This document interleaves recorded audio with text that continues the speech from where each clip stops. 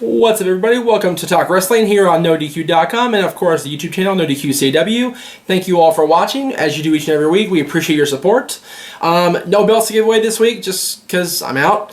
So we're just going to go ahead and go over the questions. First one today comes from William Love at XChiliWilly90X on Twitter. Your thoughts on AJ Styles turning heel against Cena and who should go over?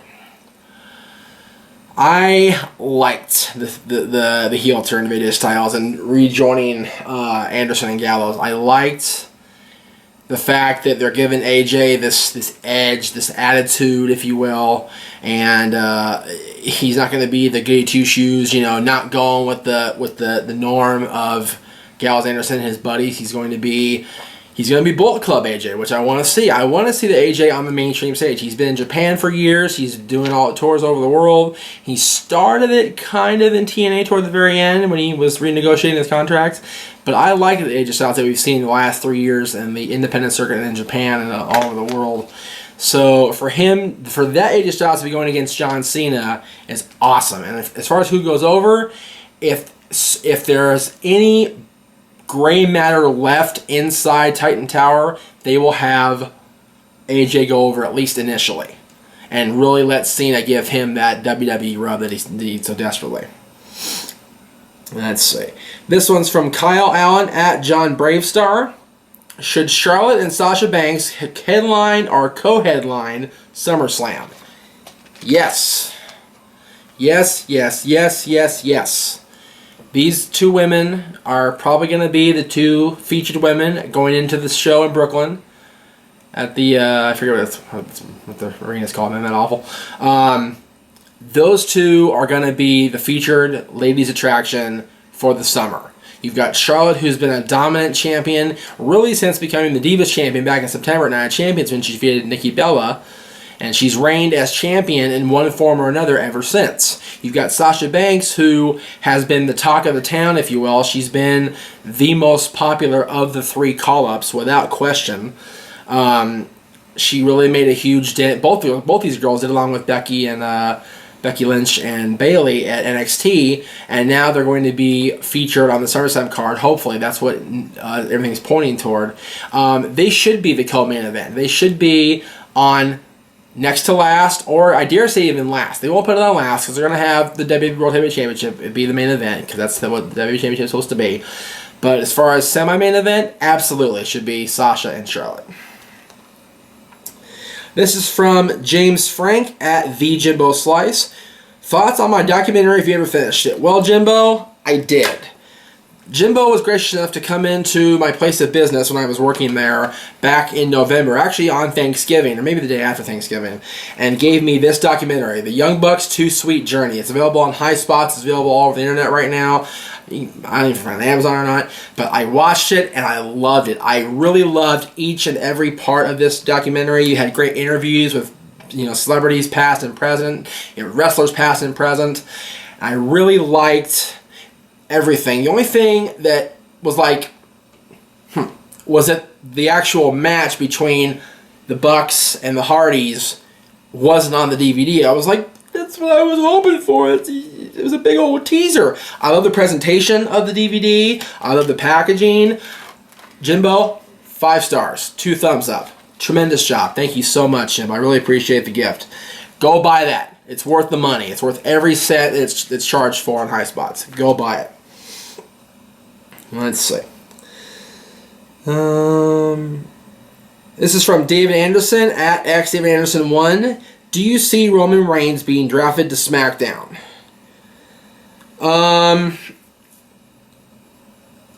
Possibly. It depends on his championship status by the time the draft comes around. Because the draft is the month after Money in the Bank. So there may be a new champ by then. Seth Rollins may reclaim his throne, if you will. So we'll see what happens there. If Roman is still champion, I have a very good feeling he'll end up staying on Raw. Another question from David. Would you like a stipulation for the Rollins versus Reigns match at Money in the Bank? False count anywhere, no DQ, etc. No. I'd rather just have a wrestling match for the championship. One-on-one, straight up. If you want to have it one fall to a finish with no DQ and no countout, that's one thing. But, you know, they have to do something to hook us back in to buy more than one match between the two of them. We want to be able to see them go at Money in the Bank, at Battleground, even at SummerSlam to really wrap up the feud. So the initial hook of the first match will be some sort of chicanery on the part of Rollins' part that gets him disqualified or doesn't give us the finish we want in general. Let's see. And one more from David. Who do you think would benefit most from winning the Money in the Bank match? I personally think Ambrose. Your thoughts? I have to agree. Ambrose would be most beneficial in winning the Money in the Bank ladder match. It really could be anybody this year. They've got Jericho, who literally invented the damn thing, has never won. Ever. And he's in the match this year. Alberto, who's won in the past. You've got, there's so many great guys in this match right now. Cesaro's in it. Owens is in it. Zayn is in it. I'll give my predictions for Money in the Bank when Aaron and I tape that show in a couple weeks. But sitting here right now as I tape this, I got to go with Dean Ambrose to win Money in the Bank and cash in. Or Kevin Owens. You heard it here first. Maybe not first, but more than likely. Let's see here. Let's go with Patrick at 10 Torches. Who is your favorite and past and current star? And I hope I get a response. Big fan. Well, Patrick, here is your response, sir. If you've watched my shows over the years, if you are a big fan as you say you are, then you got to believe that my favorite is Hulk Hogan. He's been the guy who's been... He was the one who led me to watch wrestling in the first place. When I first turned on WWE television in October 1990, the Warrior was champion, but I was immediately drawn to the bright colors, the red and yellow, and the whole routine and everything like that. It really drew me in, and I've been a fan of his since. Currently speaking, my favorite star in WWE right now is, let's go with... Oh, man. Cena's the easy answer because I like John. He's an awesome guy. But that's not a popular answer either, to be fair. I will go with Sami Zayn as a babyface. Heel-wise, Chris Jericho. Easily. He's a favorite guy on Twitter, too. He's awesome. Let's see here. Let's go with Joshua Anderson at SSJ4 Vegeta 1986. What do you think of the locker room defending Reigns? I don't hate him, just curious about your opinion.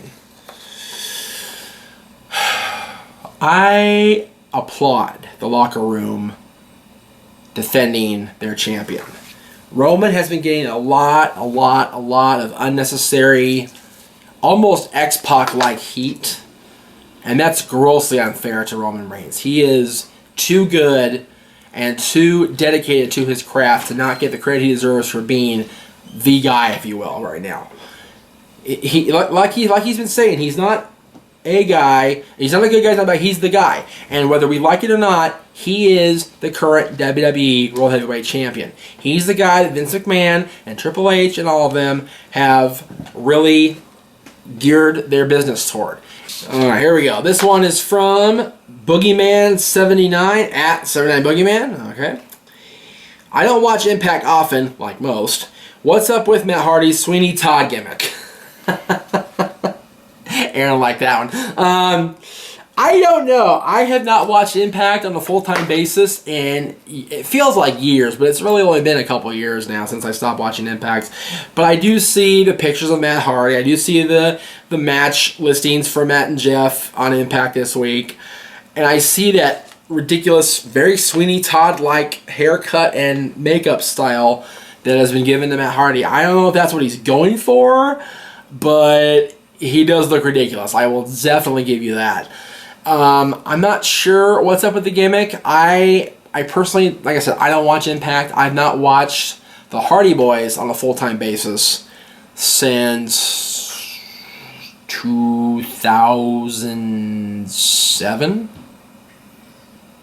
Like, I watched Jeff when he was feuding with Punk because I like that feud, but once Matt turned on Jeff, I lost interest in Matt. I didn't like the match at WrestleMania or Extreme Rules. That makes me a jerk because I'm a jerk, whatever. But I wasn't a fan of their match then, and I'm probably going to get crap from Matt Hardy from that, but that's just how I feel. This one's from Zach Sutton. You say the wrestling market is oversaturated. When did that start happening? I honestly don't remember saying that, Zach, to be honest with you. The roster of WWE is very highly populated right now. But as far as the market being oversaturated, there really is only one major player in wrestling, and that's the WWE. You have TNA, who is chugging along, slow but sure there. They're doing everything they can to stay afloat. They're doing everything they can to pay their talent and to get on a network that'll carry them and promote them and everything like that, which Pop is doing for them. You got Ring of Honor, who is definitely the top indie, if you want to call them indie anymore, promotion in the United States. I guess you compare indie to WWE, they are indie. But really, there's also the little pockets of areas of the country where you have different local federations. Like out here, you've got EWF, you've got PWG, you've got the occasional AWS show, you've got Championship Wrestling from Hollywood. You got all these little niche groups that attract different kind of wrestling fans. The more hardcore fans, or the Lucha Underground's out here too. You get the Lucha fans. You got all kinds of different fans that appeal that are drawn in by different styles of wrestling.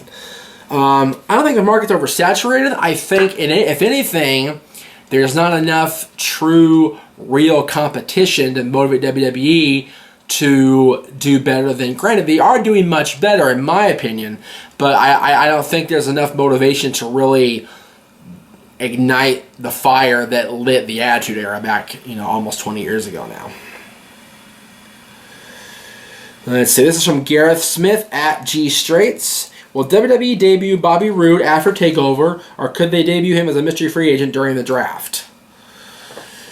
That is a good question. I am a huge Bobby Roode fan. I have been pretty much since the beginning with Team Canada and Eric Young as a team. They are awesome. And Bobby Roode is awesome.